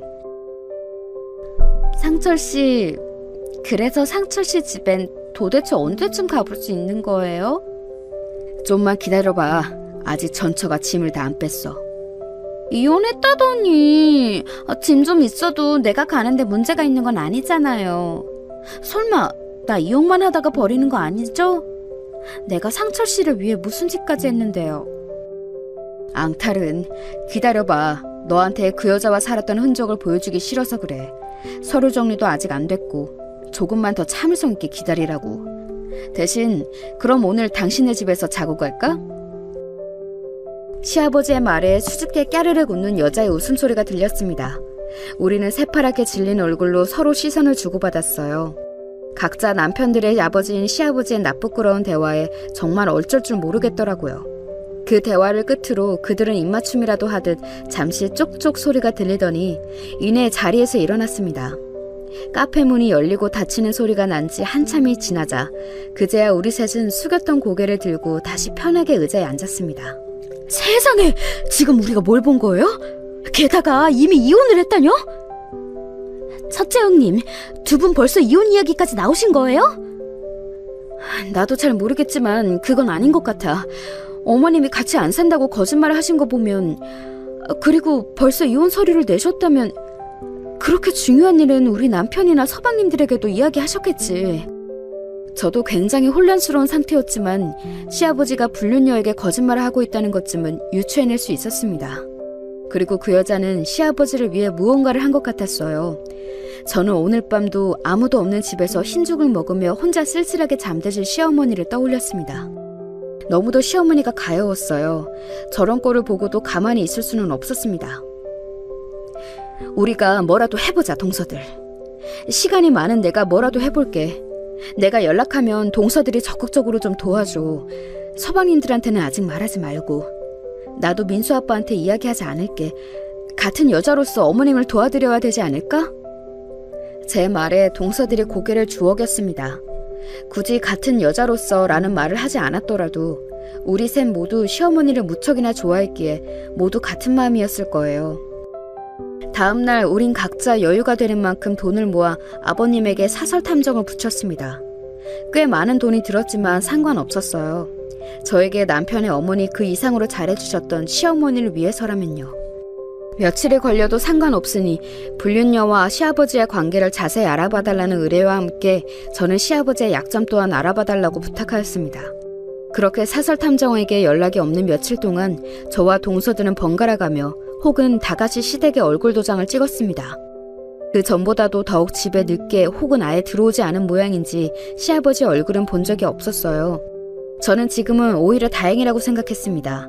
두 분이 마주치지 않으면 적어도 시어머니가 맞는 일은 생기지 않을 테니까요.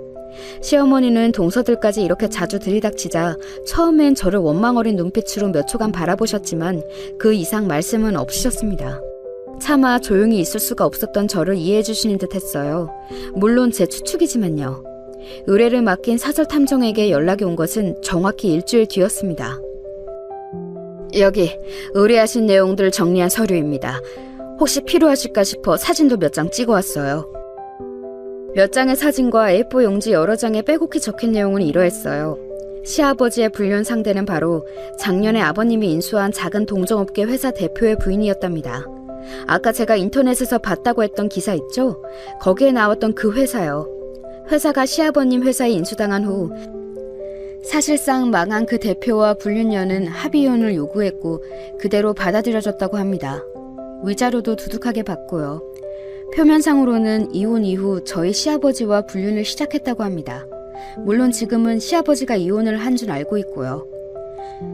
근데 사실은 그게 아닙니다. 아니면요? 마혜경 씨는 전 남편의 회사가 망하기 전부터 당신 시아버지와 불륜 관계였어요. 아니, 자기 남편 회사를 말아먹게 한 사람하고 꾸준한 불륜 관계를 가져왔다고요?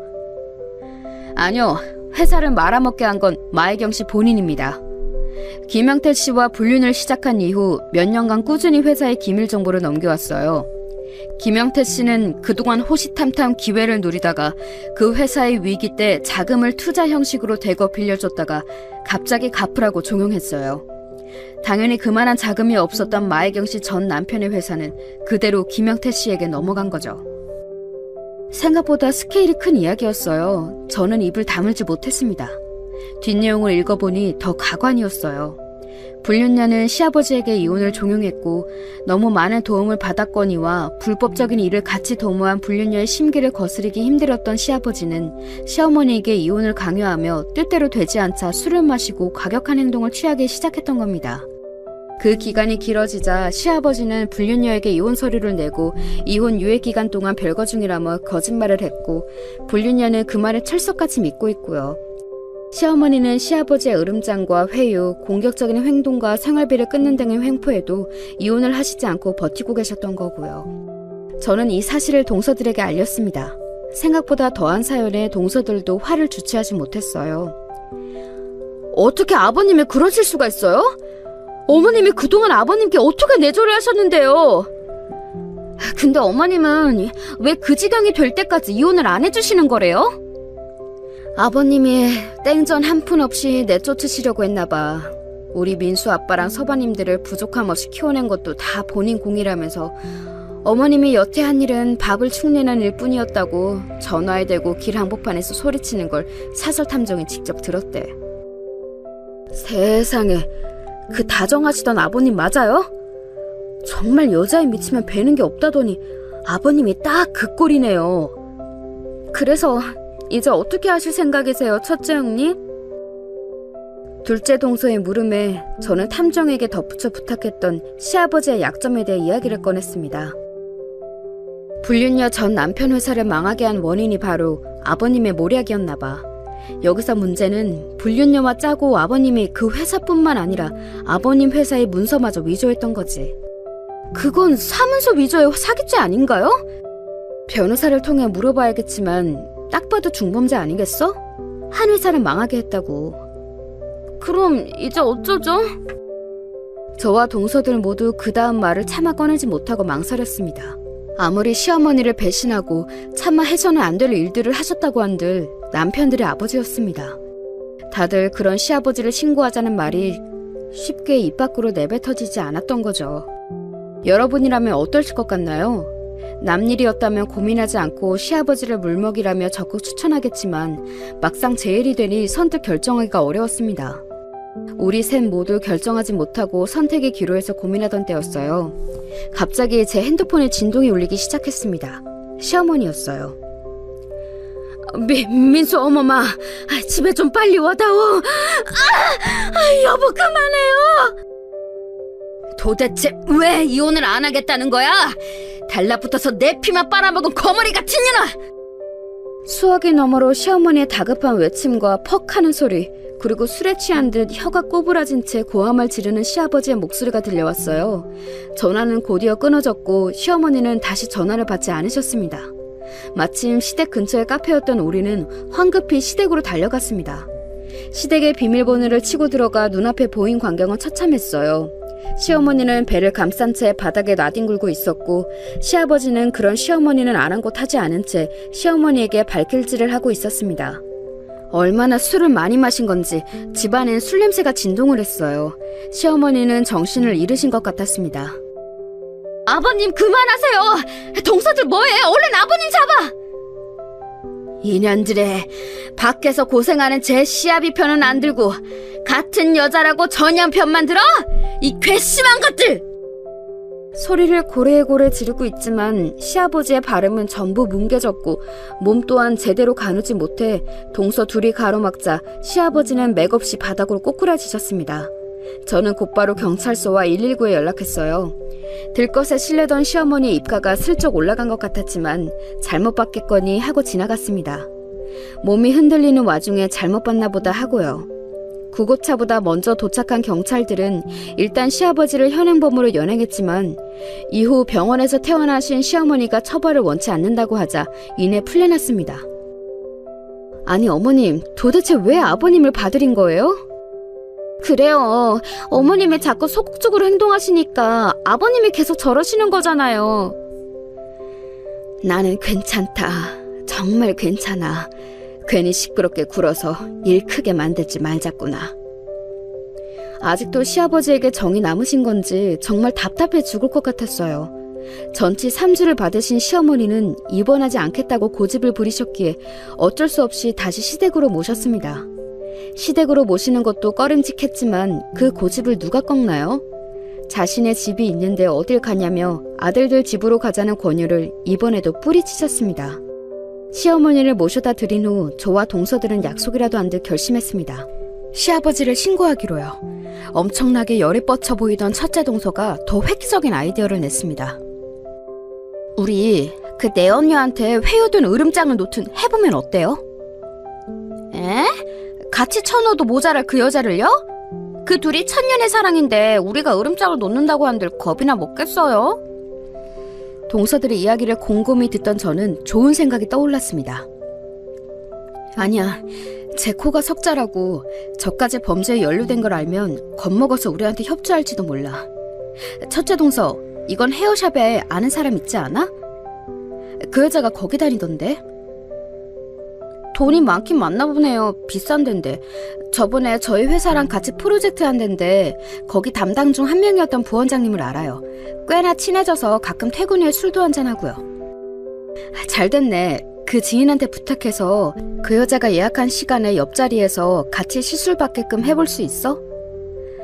잘은 모르겠는데 아마 그 정도는 될 거예요. 부탁해볼게요.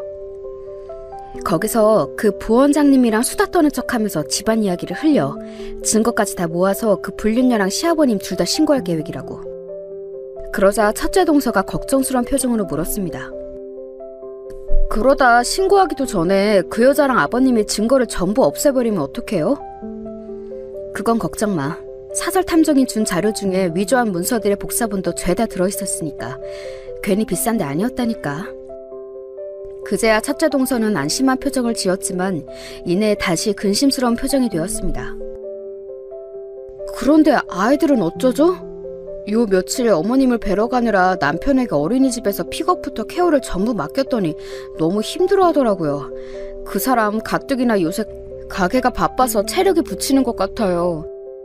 그러자 둘째 동서가 손을 번쩍 들었습니다. 그건 걱정 마세요, 형님들. 세아, 세연이 뿐만 아니라 첫째 형님네 민수도 제가 당분간 저희 집에서 보살필게요. 동선의 민지도 아직 어리잖아. 괜찮겠어? 저도 뭐라도 돕고 싶어요. 제가 하게 해주세요, 형님. 다들 참 고마우면서도 시어머니가 평소에 참 잘 살아오셨구나 싶었습니다. 비록 노년의 남편 복은 없었지만요. 다음날 동서는 이틀 뒤 그 여자와 같은 시간에 헤어샵에 예약을 잡았다며 연락이 왔습니다. 비록 이른 시간이었지만 반차를 쓰겠다고요. 직장에 있는 동서들 대신 저는 시댁에서 시어머니를 간병하고 있었습니다. 당신은 괜찮다고 어서 너희 집에 가라며 손사래를 치는 시어머니 곁에 꾸역꾸역 붙어서요. 다행히 인대가 늘어나거나 뼈나 장기에 이상이 있지는 않아서 어머니는 빠르게 회복되고 계셨습니다. 그럼에도 불구하고 시어머니 곁에 있고 싶었어요. 제가 친정엄마가 그리울 때마다 그랬듯 이번엔 시어머니가 그 어느 때보다 힘드신 지금 친딸처럼요. 그렇게 이틀 뒤 자신과 헤어샵 부원장의 대화를 들은 불륜녀가 얼굴이 하얗게 질린 채 쫓기듯 샵을 빠져나갔다는 문자를 받았습니다. 연락이 오자마자 전 불륜녀의 집 근처로 향했어요. 집 주소는 이미 사설 탐정을 통해 알아두었었거든요. 다행히 차를 끌고 집으로 온 불륜녀보다 제가 더 먼저 도착할 수 있었고 저는 곧바로 그 여자에게 접근했습니다. 안녕하세요. 마혜경 씨죠? 저는 김영태 씨 첫째 며느리 되는 사람입니다. 당신 뭐야? 내 집은 어떻게 알고 찾아왔어?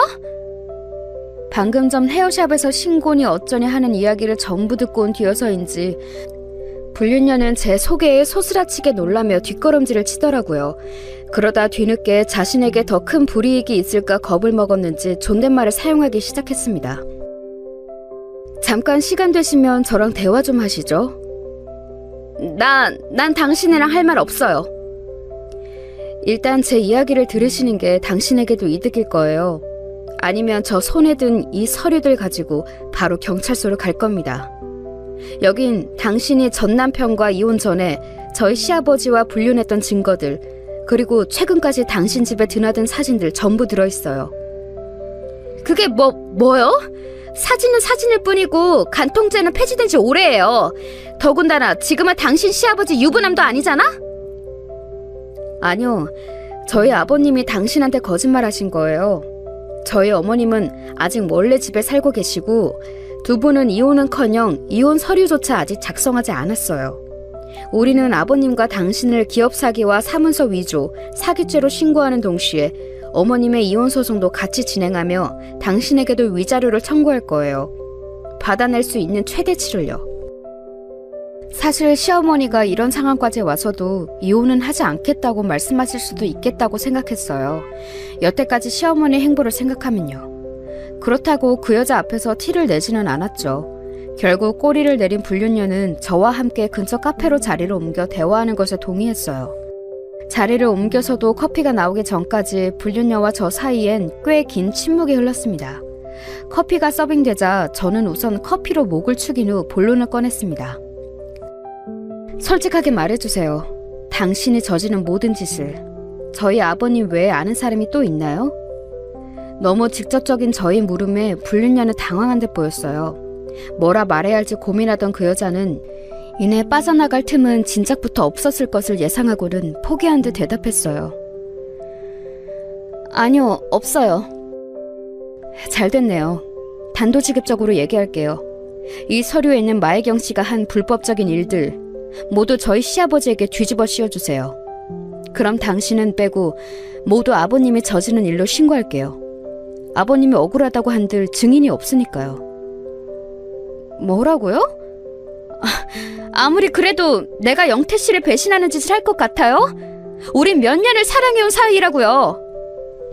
불륜녀가 치를 떨며 제게 화를 냈습니다. 저는 함께 흥분하지 않고 차분히 뒷말을 이었어요. 아버님이 당신 몰래 빼돌린 뒷돈이 더 있어요. 저희 시어머님 이름으로요. 뭐라고요? 영태 씨가 저에게 그럴 일 없어요. 아니면 왜 아버님이 여태 이혼 소송을 걸지 못하고 저희 어머님께 질질 끌려다니겠어요? 이대로 이혼하면 그 돈들은 고스란히 저희 어머님에게 넘어가니까요. 그렇다고 마혜경 씨에게 솔직히 말하자니 자신에 대해 너무 많이 알고 있는 당신이 배신할까봐 이혼했다고 일단 거짓말로 둘러댄 거죠. 어찌 보면 당신도 속은 거예요. 알겠어요? 그런... 여기 이 서류들 속에 어머님 앞으로 빼돌린 뒷돈들에 대한 증거까지 다 있어요. 어쩌실래요? 이래도 아버님과의 의리를 지키고 같이 감옥에 가시겠어요? 아니면 혼자라도 살아남으실래요? 뒷일은 더 듣지 않으셔도 뻔하죠? 배신감에 부들대던 불륜녀는 반드시 시아버지에게 모든 죄를 다 뒤집어 씌우겠노라 제게 약속하고 음성 녹음까지 배신하지 않겠다는 의미로 남겨놓았습니다.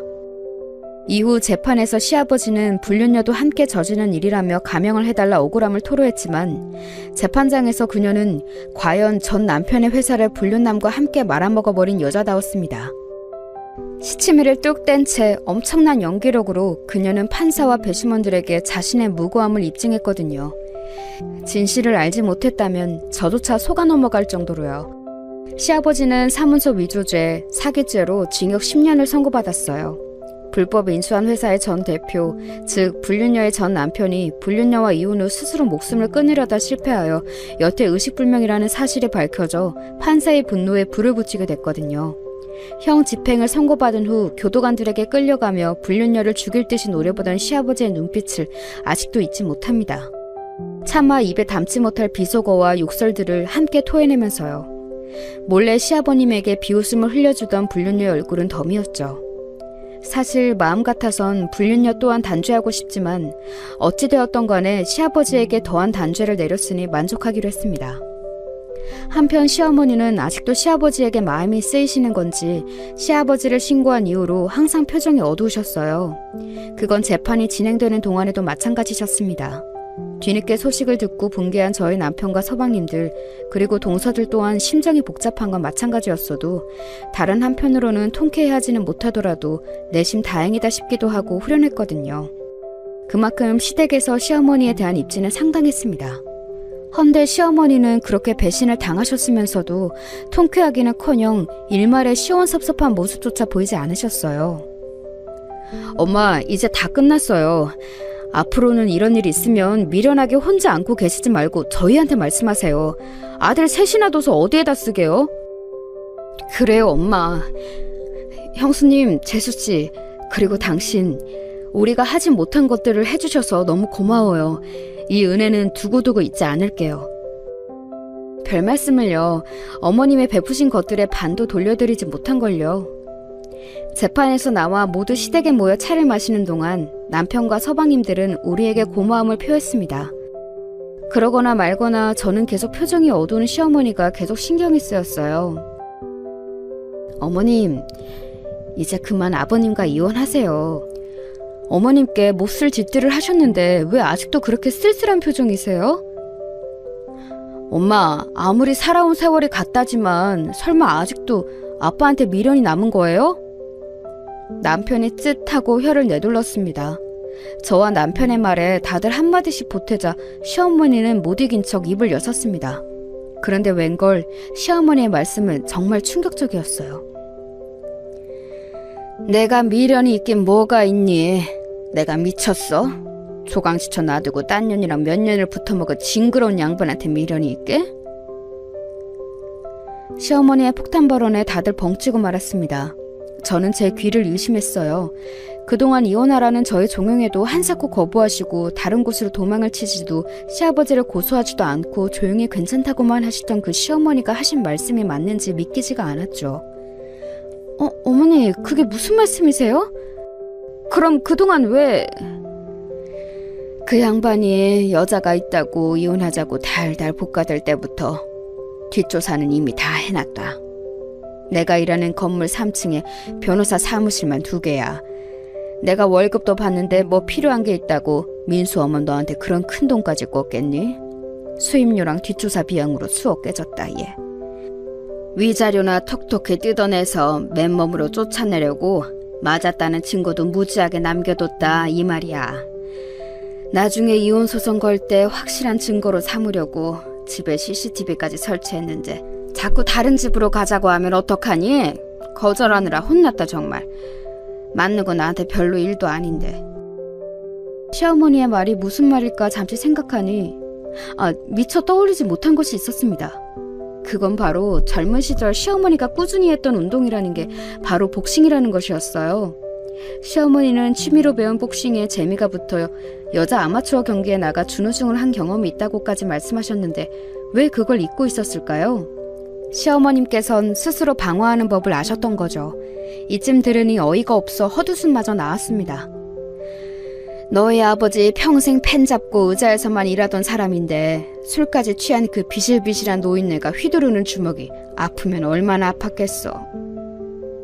어머님, 그럼 저번에 전화는 왜 하신 거예요? 형님한테 전화해서 빨리 집으로 와달라고 하셨잖아요. 슬슬 경찰에 신고했던 기록도 한 번은 남겨야 되니까 그랬지. 목격자들도 필요하고. 민수 어멈한테 연락하면 어멈이 어련히 알아서 신고할까 했다. 그때는 좀 제대로 얻어맞느라 고생 꽤나 했어. 시어머니는 그때 다쳤던 허리를 어루만지며 투덜대셨습니다. 시어머니의 말씀은 터무니없었지만 그래도 이제야 과거에 어머님이 왜 그렇게 행동하셨는지 조금씩 이해가 되기 시작했어요. 그래도 하나 풀리지 않은 의문이 있었습니다. 아니 근데 어머님, 어머님이 이혼 소송을 하시진 못했지만 어찌됐든 아버님은 벌을 받아 감옥에 가셨고 그동안 모으신 증거로 감옥에 계신 아버님께 이혼 소송을 걸면 위자료도 충분히 받아낼 수 있는데 왜 그렇게 표정이 안 좋으셨어요? 그 노인네가 멀쩡히 밖에서 회사를 잘 운영해야 죽을 때까지 위자료를 뜯어먹지. 지금 가지고 있는 걸로만 한 방에 털어먹고 끝나게 생겼으니 내가 아쉬워서 그런다. 몇 달을 공들였는데. 저희 어머님 참 대단하시지 않나요? 걱정했던 것이 무색하게 시어머니는 저희 생각보다 훨씬 영민하고 강하신 분이었습니다. 그걸 뒤늦게 깨달은 저희의 잘못이 크죠.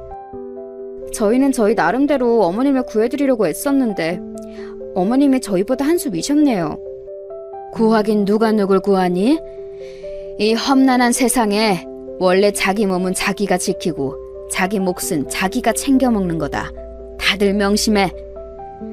그 이후 저희 시어머니는 예정대로 감옥에 있는 시아버지에게 이혼소장을 보냈고 일을 하시던 건물에서 만난 변호사분들의 도움을 받아 크게 승소하셨습니다. 시어머니께 넘어온 회사의 지분은 삼형제에게 나누어 주셨고 이걸로 유산은 끝이라며 나머진 자신이 죽을 때까지 놀고 먹을 거라고 하셨어요.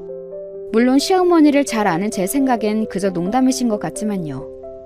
아차, 제가 시어머니를 잘 알고 있는지도 이젠 잘 모르겠네요. 그래도 이거 하나만은 확실합니다. 저는 저희 시어머니가 이전보다 더 좋아졌어요. 제 롤모델로 삼고 싶을 정도로요. 어때요?